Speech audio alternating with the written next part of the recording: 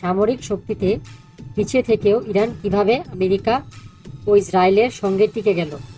আধুনিক যুদ্ধে শুধু অস্ত্র নয়, কৌশল, ধৈর্য এবং রাজনৈতিক প্রভাবও ভূমিকা রাখে। আর সেখানে ইরান নিজেদের শক্ত অবস্থান দেখিয়েছে। এ বিষয়ে বিস্তারিত বিশ্লেষণ তুলে ধরেছেন পিনাকি ভট্টাচার্য। আপনার মতামত অবশ্যই কমেন্টে জানাতে ভুলবেন না। নেগোসিয়েশনটা তার পক্ষে করতে পারলো, সেটা আমি দেখাবো আপনাদের কাছে। প্রথমে দিকে আলোচনাটা দুই পক্ষে কারা চালাইলো। এক পাশে বসছে আব্বাস আরাগাজি, ইরানের পররাষ্ট্রমন্ত্রী, কেন্ট বিশ্ববিদ্যালয় থেকে রাষ্ট্রবিজ্ঞানে পিএইচডি।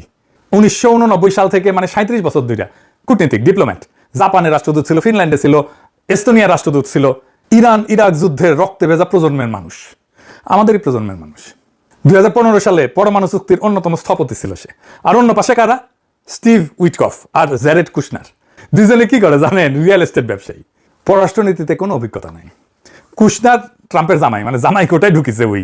তার সালের সিনেটর টম টিলিজ ওই পর্যন্ত কইছে যে এটা কোনো মানেই হয় না। পররাষ্ট্রনীতিতে অভিজ্ঞতাহীন, সিনেট কনফার্মেশন ছাড়া দুইজন লোক কিভাবে রাশিয়া, ইরান আর ইসরায়েলের সাথে শান্তি আলোচনায় নেতৃত্ব দিচ্ছে। মজার ব্যাপার হয়েছে কি জানেন? মাস্কটের আলোচনায় আরাগাজিকে নাকি উইটকফকে একাধিকবার বুঝাই দিতে হয়েছিল পরমাণু জ্বালানি উৎপাদনের ধাপগুলো কি কি এবং একটা এনরিচমেন্টের ফ্যাসিলিটি আর রিঅ্যাক্টরের মধ্যে পার্থক্য কি।